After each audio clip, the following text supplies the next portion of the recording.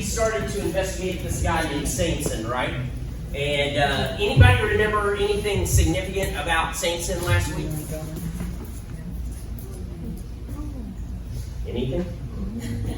His birth was announced by an angel, right? And what's that? He couldn't cut his hair. Couldn't cut his hair. What's that? Couldn't touch dead things. One more that he couldn't do. Yeah. I thought significant. You've never heard this. He said something like, when Samson began to say this. He began to say this.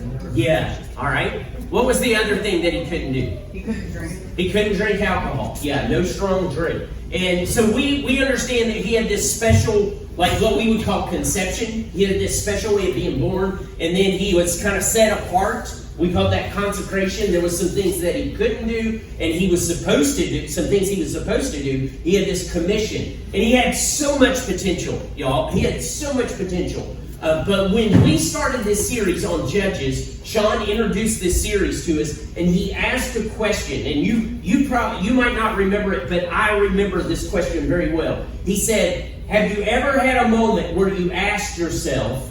Anybody remember? What was it, Sean?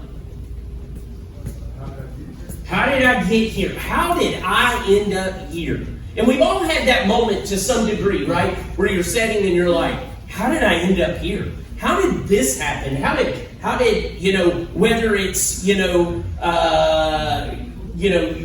could be you were in jail. I'm sure if you find yourself in jail, you're like, how did I end up here? Or maybe you end up in the hospital because of some accident. Like, how did I end up here? Or maybe it's just like conflict within your family, or you lost some money or whatever. That we've all had that situation where you probably ask, how did this happen? How did I end up here? Now, I think everybody can relate. And I want to tell you that Samson ended up in a place that he didn't think that he was going to end up.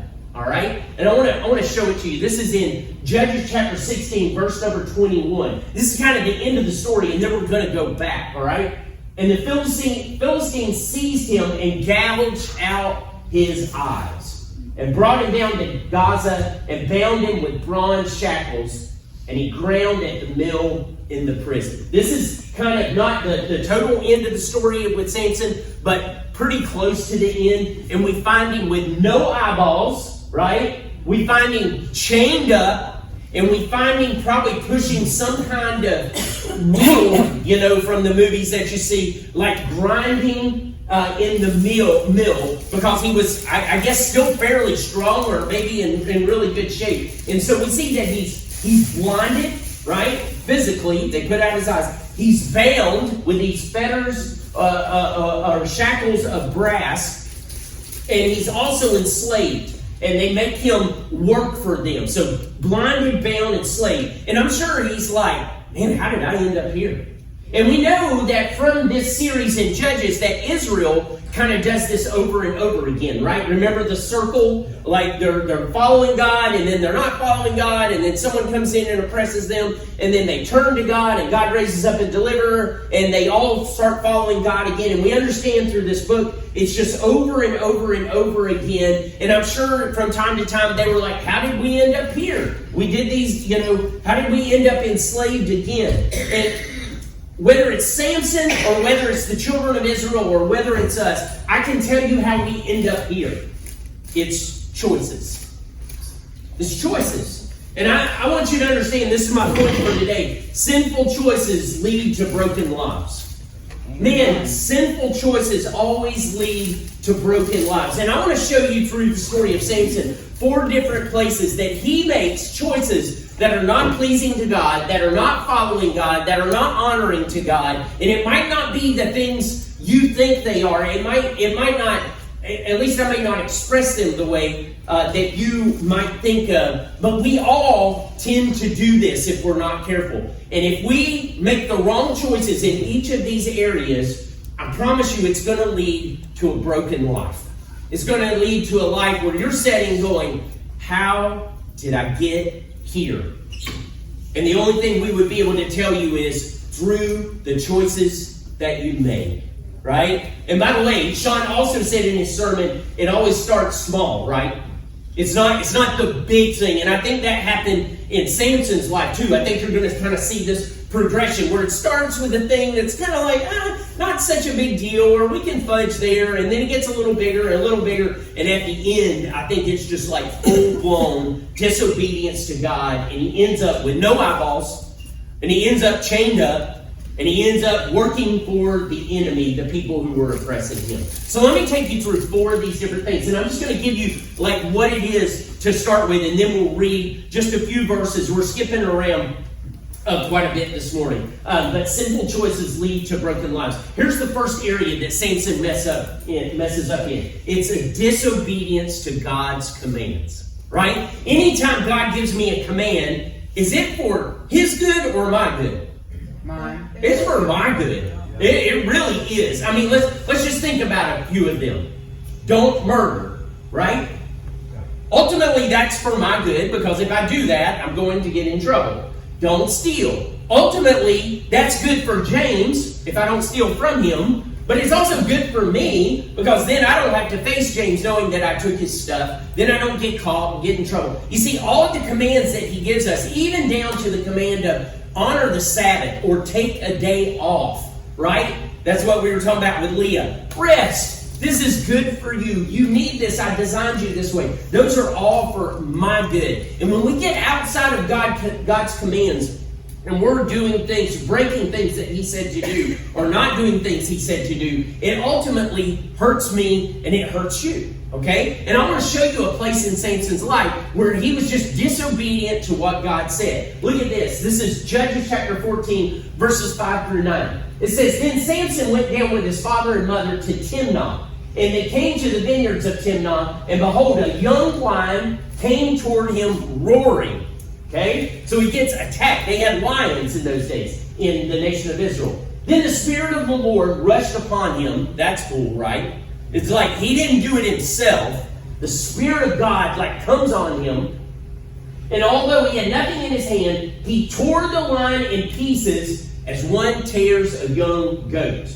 So the lion comes out, and he just grabs it and just pulls it apart. Now that's pretty significant, all right? Now, keep in mind, he's not done anything wrong. The lion is alive when it comes to him, and he pulls it apart. But he did not tell his father or mother what he had done. So he just kind of keeps it a secret. And then he went down and talked with the woman, and she was right in Samson's eyes. And after some days, he returned to take her. And he turned aside to see the carcass of the lion. What was one of the things he was not supposed to do? Touch dead things. Touch dead things. So why is he going to look at the dead lion? Right? You see, he's already starting, just taking a little step in the wrong direction. And when he gets down there, and if he had not went to see the carcass of the lion, this wouldn't have happened. He turned aside to see the carcass of the lion, and behold, there was a swarm of bees in the body of the lion and honey. And he scraped it out with his hands and went on, eating as he went. And he came to his father and mother, and he gave some to them, and they ate. But he did not tell them that he had scraped the honey from the carcass of the lion. So which commandment or restriction did he break? Well, he did that too, but he was not supposed to touch dead things. Anything dead. And he goes out, and this is the way we would do with sin, right? We go and kind of look at it first, right? We usually just don't plunge headlong into it. We go and we kind of look at it a little bit. We're like the little kid that they say, don't touch that, and they go, I just want to touch it, just one little time, right? And stay out. I remember, you probably remember this, or maybe not, because I grew up in Florida. We had a pool, and my parents said, don't you get in the pool today. And you'd go out and stand by the pool and pull your arm through it, maybe stick your foot in it, Oops, I fell in. That's what happens sometimes with us with sin. We get so close to it, we get so close to the line that now I fall into it and I'm disobedient to what God had said. The bees had built a hive in the lion and had made honey in there, and he goes and he touches the lion and he scrapes out the honey, and he not only touches it, he eats it, and he broke the vow of the Nazarite. is what he did. And we believe that we can just break God's commands and there won't be any consequences for it. We tend to major sometimes on this loving, forgiving God, and he is, and think that, well, when I do something wrong, he loves me and he'll forgive me and there won't be any consequences. And I'm here to tell you, there are always consequences to what we do. There are always consequences. As a matter of fact, the Bible tells us if God doesn't have consequences for what we do, then we are not his. And so if you just live this sinful life and there's no consequence from God from it, maybe you aren't a child of God at all. Because the Bible tells us that. It's pretty straightforward. And sinful choices always lead to broken lives. And so the first area that he messes up in is this disobedient to God's commands. And we got to be careful. Man, we should look at the commands in this book and say, this is for my good. I'm going to do that. Do you know, my dad used to have a command. He used to tell me when I was a young man, when I was in high school, you need to be home by midnight. Because nothing good happens after midnight. Yeah. Do you know that every time I was out after midnight, nothing good was going on? I was doing something that I had to go home and lie about and say I was doing something else. And he was right. And why did he tell me that I couldn't be out after midnight? Was it because he was really mean? Was it because that, he wanted to control me and control everybody in the family? No. He knew that if I was out after midnight, I was going to get something that I really didn't want, which was trouble. And you can relate to that, right? When we're disobedient to God's commands, it's going to lead to a broken life. Because God's commands, just like my dad's, you got to be in by midnight, was always good for me. It left me with less regret and less guilt and less shame in the end of it. All right? So Samson was disobedient to God's commands. So that's where it started. He goes and he just looks, and then he steps into it and he enjoys it, and then he's not even honest with his parents about where that came from. Which leads us to the second thing. This is just before the verses we read. You're like, why is he going down to Timnah? Well, in Judges chapter 14, verses 1 through 4, it tells us, Samson went down to Timnah, and at Timnah he saw one of the daughters of the Philistines. Who were the people oppressing Israel at this time? Anybody remember? The Philistines. So he goes down to the enemy camp, the enemy area, and he sees one of the daughters of the Philistines. And look what he does. Then he came up and told his father and mother, I saw one of the daughters of the Philistines at Timnah. Now get her for me as my wife. Can anybody tell me why this is a problem? Philistine. She's Philistine. And what did God tell, this is going way back, the children of Israel about marrying with other nations? Don't do it. Don't do it. And you say, well, that was really narrow-minded of God. No, he said not to do it because they did not worship God. They worshipped idols. And he's like, hey, Mister, let me tell you something. If you get a woman and she worships a false idol, it won't be long before you're worshiping that false idol. Because we as men are easily led a lot of times, all right? And so he comes back and he tells his father and mother, I saw one of these daughters, like, get her for me as a wife. But his father and mother said to him, is there not a woman among the daughters of your relatives or among all our people? Can't you find anybody in our people that you must go and take a wife from the uncircumcised Philistines? But Samson said to his father, get her for me, for she is right in my eyes. And his father and mother did not know that it was from the Lord, for he was seeking an opportunity against the Philistines. At that time, the Philistines ruled over Israel. Go back just one slide. How is another way that we might say, get her for me, for she is right in my own eyes? With anything in life. I don't really care, right? Hey, can't you find a girl from our people? I don't really care. I want it. Right? Do you know that sometimes we can get in trouble, or we will get in trouble, it leads to broken lives when we're disobedient to God's commands. But we also can, our sinful choices can lead to a broken life when we have disregard for spiritual people in our life. When we have disregard for spiritual people. He didn't listen to his parents regarding relationships. They were like, this is a mistake. Don't do this. And by the way, it doesn't have to be just about relationships. It could be about anything. All of you guys in this room have somebody in your life that you probably look at and you say, I admire them spiritually. I look up to them spiritually. They're like a mentor to me. I think I can maybe learn some things from them. And if you don't have anybody like that in your life, you need to find somebody. In the recovery world, they call this person who helps watch out over you a what? Sponsor, right? Well, that's biblical. It's this biblical thing of like having someone in your life who's not involved in your mess, who when you start getting into your mess says, hey, you're getting into a mess, man. What are you doing? Right?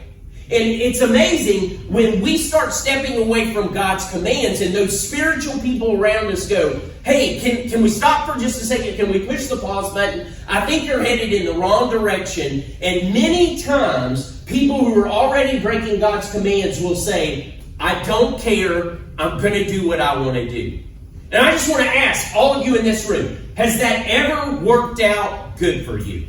No, it doesn't. Because we're already in the wrong mindset so many times. And that's what happened. That's what happened with him. Samson starts playing around with trouble like he can control it. All right? Look in Judges 14:12.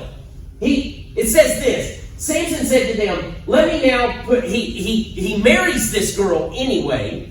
And then, but before he marries her, he goes down for like a party, right? And when he goes down to the party, he decides all the other Philistine guys to play a game with them. He said, I'm going to give them this riddle and see if they can solve it. He says, let me now put a riddle to you. If you can tell me what it is within the 7 days of the feast and find it out, then I will give you 30 linen garments and 30 changes of clothes. So he makes this wager with them, and he's like, hey, if you can solve this, I'll give you 30 changes of clothes. And that's a big deal in those days. You just maybe had 2 sets of clothes if you were lucky. All right? And he puts out this riddle, something about sweet came out of the strong or something like that. And he's talking about the honey out of the lion.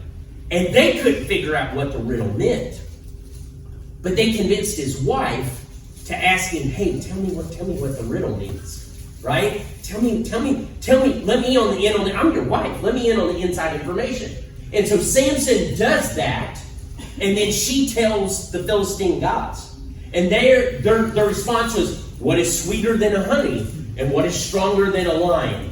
And he says in King James, it's one of my favorite funny verses in the Bible, if you had not plowed with my heifer, you would not know the riddle. In other words, if you had not messed with my wife, not sexually, if you had not got inside of her head and got her to tell you what the answer was, he said you wouldn't have known this. And so what does Samson do?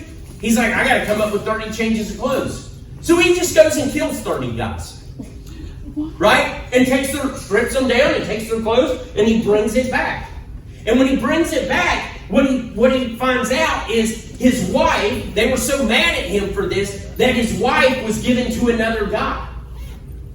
And she got married to somebody else. And so he gets so angry that the Spirit of God comes on him. He catches 300 foxes. He ties them in pairs and ties their tails together. And he sticks a torch in between their tails because it was time for grain harvest. And he turns them loose and they run through the fields and set all the grain fields on fire. And the Philistines get mad about that. Imagine. And so they come and attack him, and he takes the jawbone of a donkey and he kills 1,000 men. Does this sound just like a mess, right? You know what I mean? And it all started because he was disobedient to God's commands, and then he had a disregard for the spiritual people. And it's like all this craziness that I just told you would not have happened if Samson would have just listened to mom and dad. If he would have just listened to the spiritual people in our life. And I think what we tend to do is when we get in that mindset of I'm going to do what I want to do, it doesn't matter what God's commands are, we tend to not listen to people around us when they're going, hey, stop. Hey, stop. Or we tend to do this more than likely. We just don't tell them what's going on. Right? This is one of the biggest things that breaks my heart in the recovery aspect of in our lives. Is that people know they're going in the wrong direction, and they know if they talk to you what you're going to say, and so they just don't tell you. Right? And then they end up out in the woods or on the street or wherever it is. They're struggling, and it's almost like it's this weakness to just say, hey, I'm struggling. What do you think? Hey, this is my situation. What do you think? You're my spiritual mentor. You're someone that I look up to. Can you tell me what your perspective is? And it's like we don't want to hear it, right, Jenna? We don't want to hear that because in our mind, we've already started breaking God's commands and we just want to continue with that. And I know I had a guy tell me that one time. I was like, why didn't you call me if you were thinking that? He said, because I knew you would talk me out of it. Yeah. And I'm like, oh, dude, that breaks my heart that you had just already made up your mind that you were going to do it. And I think for men, I don't know about women, for men, I think I don't want to admit that I'm even thinking about this because it makes me seem weak. When in reality, admitting where we are makes us actually really strong. And it makes us work together. So how do these sinful choices lead to a broken life? First of all, disobedient to God's commands. Second of all, a disregard for spiritual people. And here's the next one. Simple choices can lead to a broken life when I have a disinterest in God's cause. Y'all, as bad as that story was that I just told you, it's about to get worse. All right? It's about to get worse. He's just disinterested in what God wants to do. Look at Judges chapter 16, verses 1 through 3. Samson went to Gaza, and there he saw a prostitute, and he went into her. Does that sound like a man of God? No. And what happens? The Gazites were told, Samson has come here. And they surrounded the place and set an ambush for him all night at the gate of the city. And they kept quiet all night, saying, let us wait till the light of morning, then we will kill him. But Samson lay till midnight, and at midnight he arose and took hold of the doors of the gate of the city and the two posts and pulled them up, bar and all, and put them on his shoulders and carried them to the top of the hill that is in front of Hebron. All right? So he comes in to see this prostitute. He has a good time. And at midnight he gets up and he's like, oh man, they're out there waiting to ambush me to kill me. And so he just grabs the gates of the city and pulls them off their hinges and pulls the posts up with it, and he just carries them. I don't know how far it was. It was a pretty good ways to the hill in front of Hebron. All right? He was just disinterested in God's cause at all. You see, he should have been fighting against these people, but yet he's down in Philistine country. He's down in Gaza, and he's like, man, I had a lady that was going to be my wife, and that didn't work out. And I'm kind of feeling like some fun. There's a prostitute. So I think I'll just, instead of being about God's business, I'll just go in and hang out there and stay till midnight, and then I'll deal with things tomorrow. The enemies were waiting, and instead of fighting against the enemies, no, he just picks the gates up and he takes off. And I think sometimes we can get too focused on the pleasures in this life, right? And take our eyes off of what is God's plan. See, he was supposed to be, where did it say, Martin? He began to deliver. He was supposed to be delivering them from these people, and he's just having a good time with them, right? It's the lady at Timnah. It's the big party in the riddle. It's touching the dead things. It's now, going into the harlot or the prostitute at Gaza.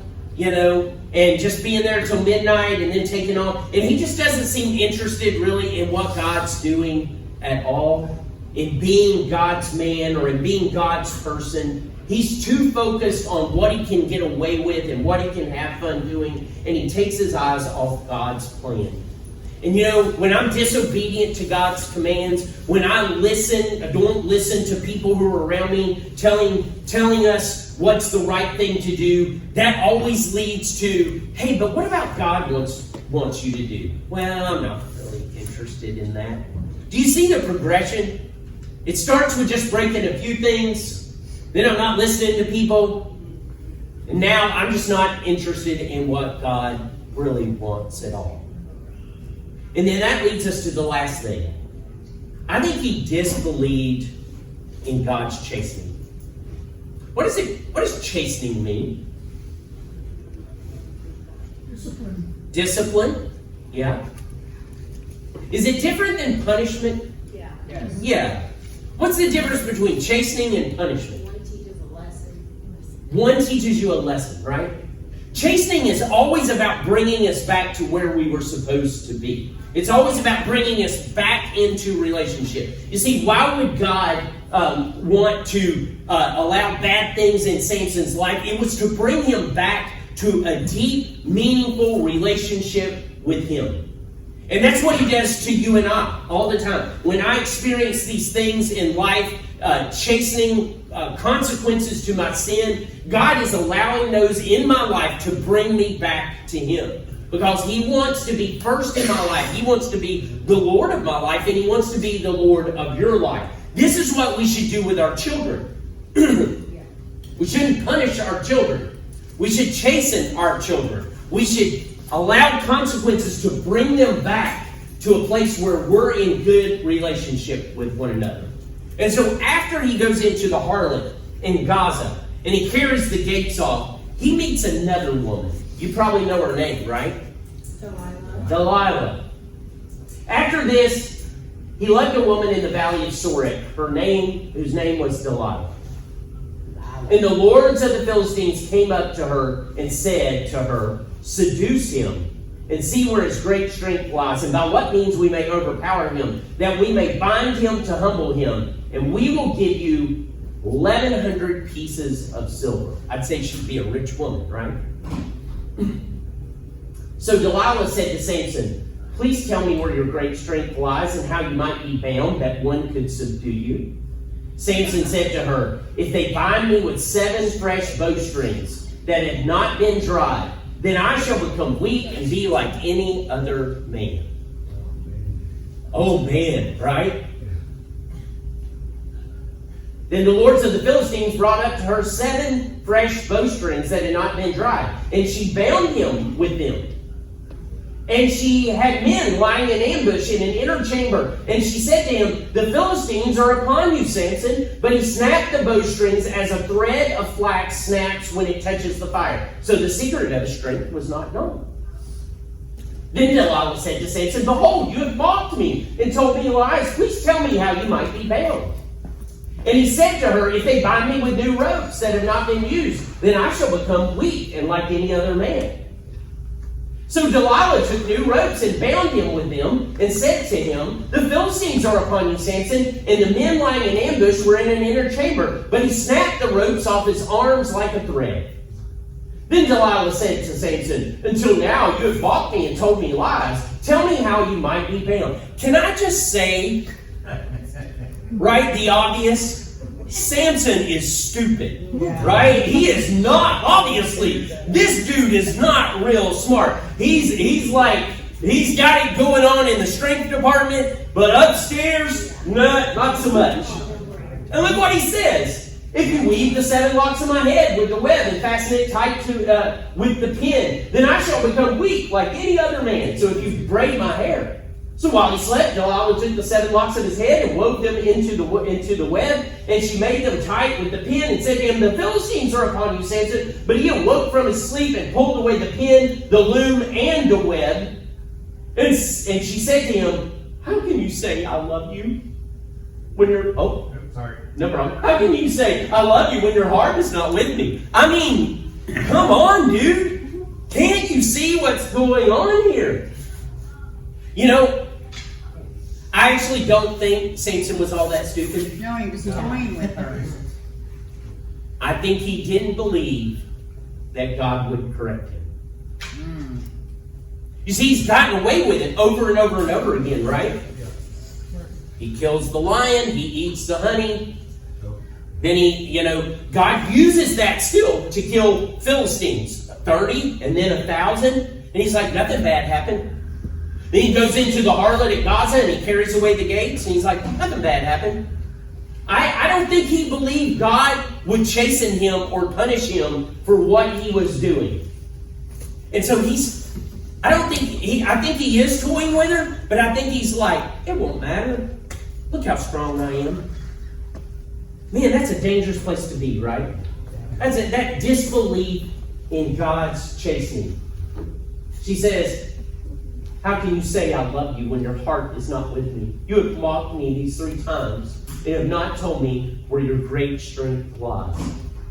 And when she pressed him hard with her words day after day, this goes on, and urged him, his soul was vexed to death. He was like, oh woman, I'm so tired of hearing from you. And so what does he do? And he told her all his heart and said to her, a razor has never come upon my head, for I have been a Nazarite to God from my mother's womb. He just doesn't tell her about his hair. He tells her everything. If my head is shaved, then my strength will leave me, and I shall become weak and be like any other man. Do you notice how he gets closer? And it's the bowstrings, the ropes. Then it moves close to his hair. It's getting closer all the time. And now he tells her. When Delilah saw that he had told her all his heart, she sent and called the lords of the Philistines, saying, come up again, for he's told me. They're probably like, no. Or like, he's busted our chops over and over again, right? She was like, no, I got it this time. I got you. For he's told me all his heart. Then the lords of the Philistines came up to her and brought her the money in their hands. She made him sleep on her knees, and she called a man and had him shave off the 7 locks of his head. Then she began to torment him, and his strength left him. And she said, the Philistines are upon you, Samson. Let me stop right there for a second. I can't say for sure on this. We know he's already touched a dead thing, right? Right? What was the other 2?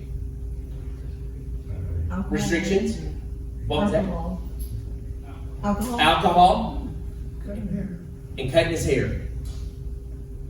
I can't say for 100% that Samson was drunk. Okay? But let me say this. If I'm asleep in my bed tonight and you come in to shave my head, and they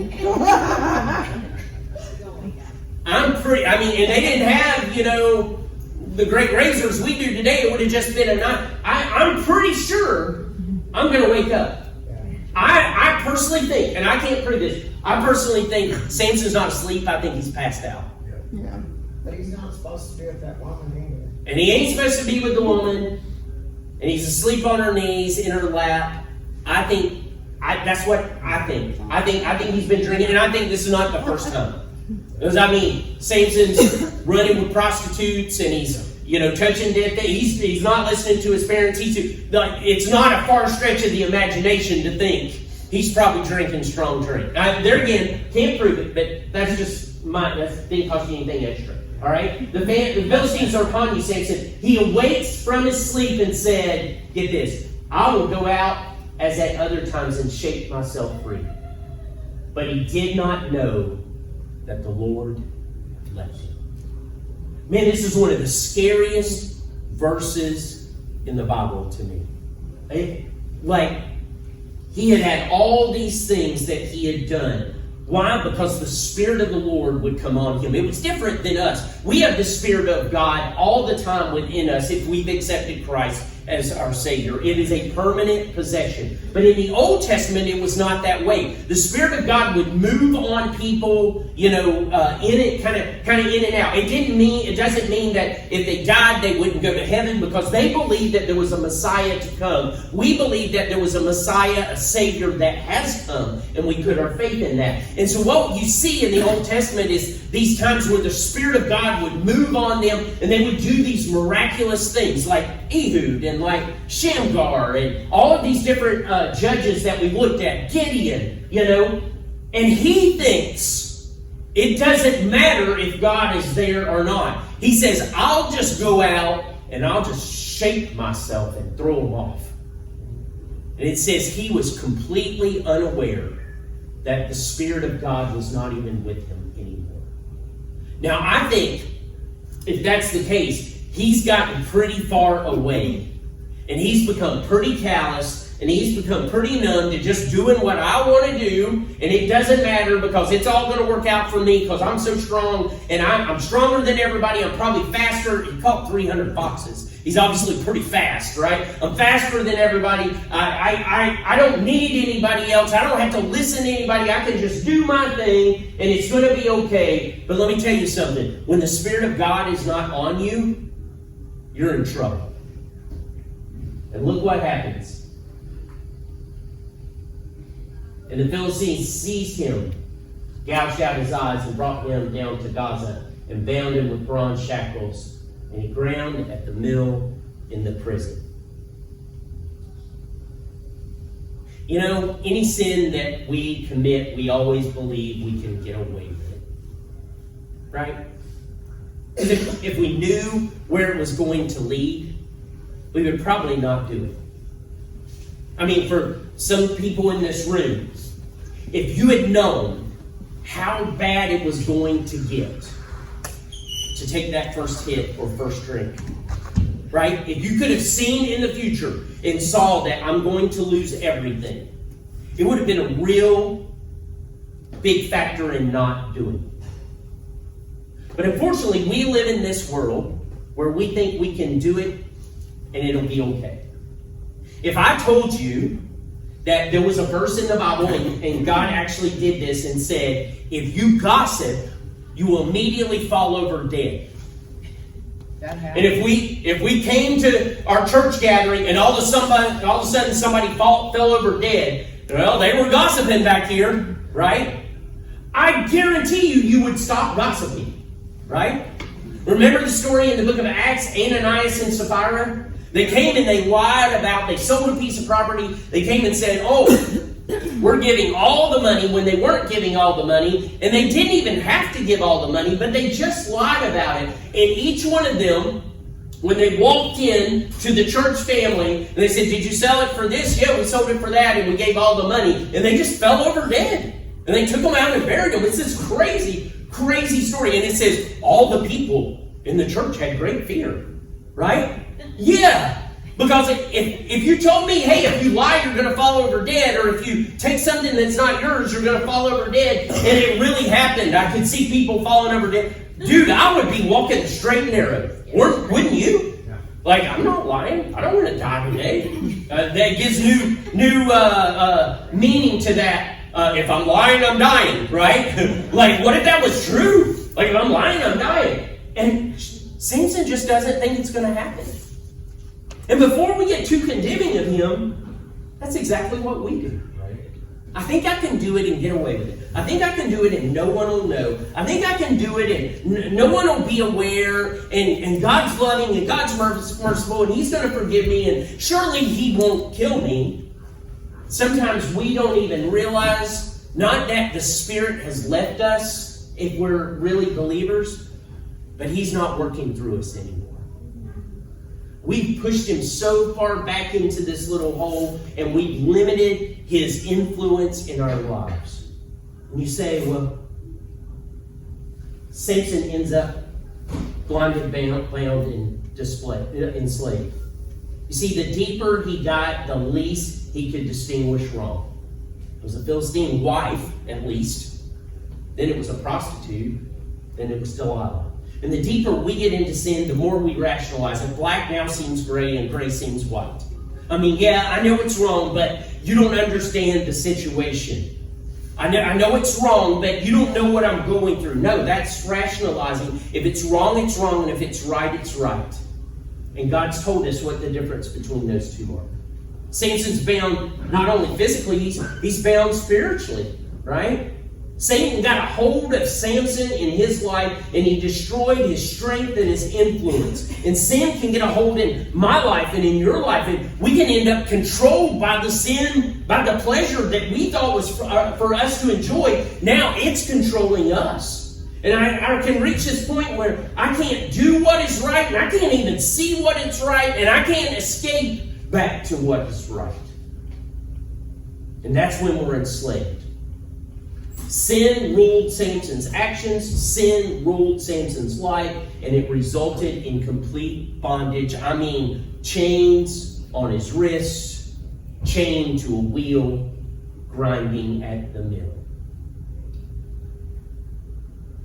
I think sometimes we think we have the sin.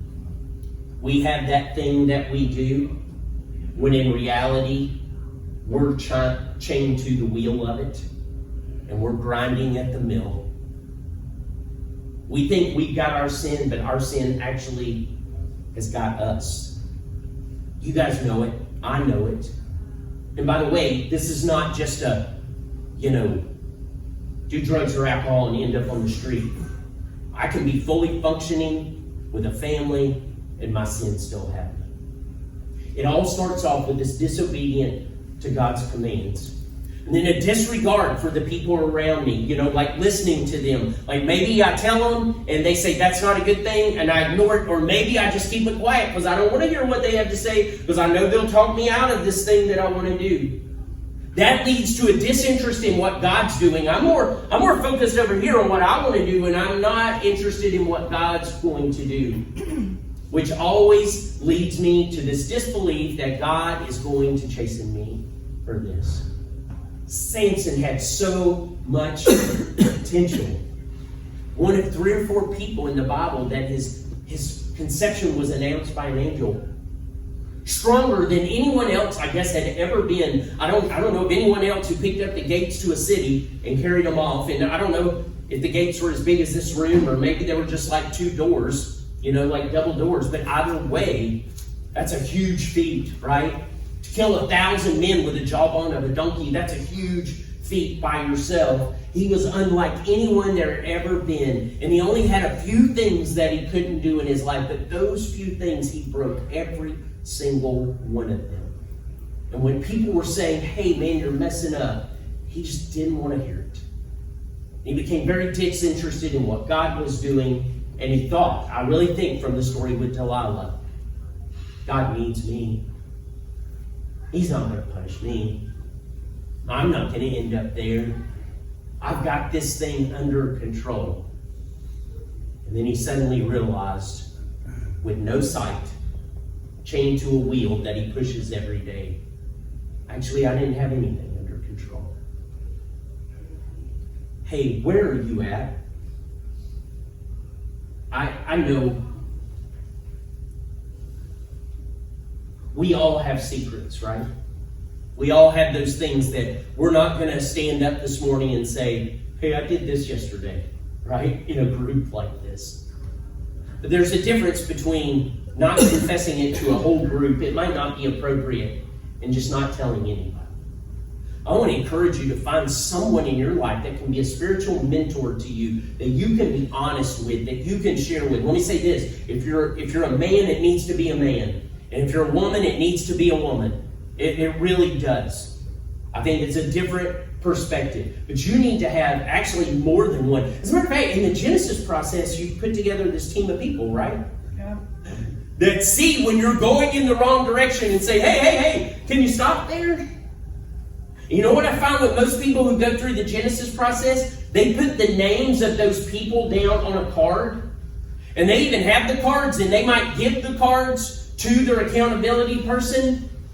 But then they make sure they keep them just far enough away that they don't really see what's going on. Right, Carrie? Yeah, oh yeah. I don't want you to see what I'm doing here.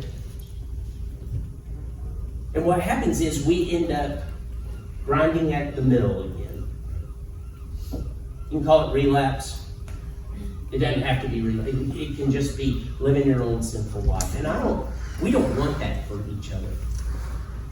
So I'd ask you this morning, are you being disobedient to God's commands? Or are you Are you like not listening to people around you or keeping secrets for them?